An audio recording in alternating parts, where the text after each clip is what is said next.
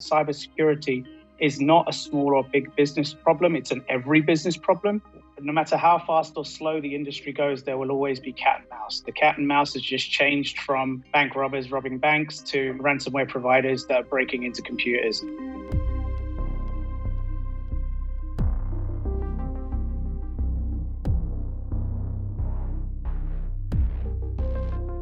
Ransomware is really just the modern day version of those really annoying browser pop-ups that used to appear on various websites that you went to, and you'd sit there and you click all of them to get rid of them. The hackers or the bad guys have worked out that by exploiting certain gaps that exist in people's technology and their computers and their browsers, they're able to not only present those pop-ups, but they're actually able to get access to the very underlying system that controls that computer.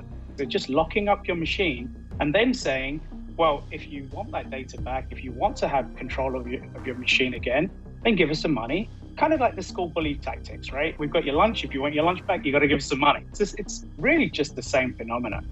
There are opportunists who are now realizing that municipalities, police departments, healthcare systems have some very old technology that can be taken advantage of. If I just exploit a particular piece of legacy software, I may be able to get some money from it, right? Particularly if those individuals or groups are offshore and may not be on US soil.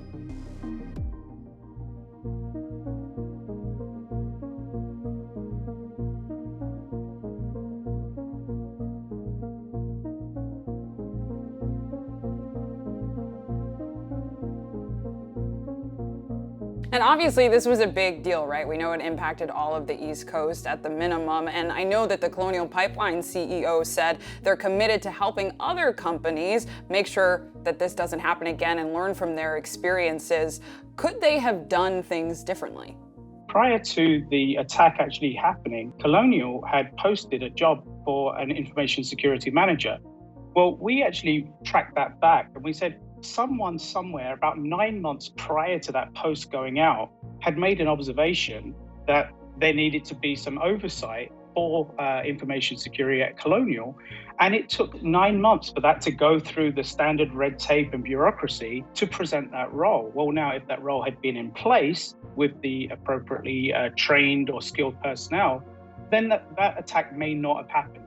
I wonder what the everyday person can do to keep their systems safe or the companies they run safe. I like to say that my mother is my most difficult client, and if I can keep her safe, then really every business can follow the same approach. It comes down to a few fundamentals. Make sure that you've got strong passwords. Make sure that you have multi-factor authentication enabled, whether it's on your iPhone or your Android device, or your Mac or your PC. When those security updates come out, please make sure that you update them and then have a good backup. The threat doesn't change, the landscape doesn't change. What does change is the methods that we use to understand what it is we're trying to protect. And also on the flip side, the businesses understanding that using out-of-date technology, using legacy technology is no longer an acceptable way to run their business.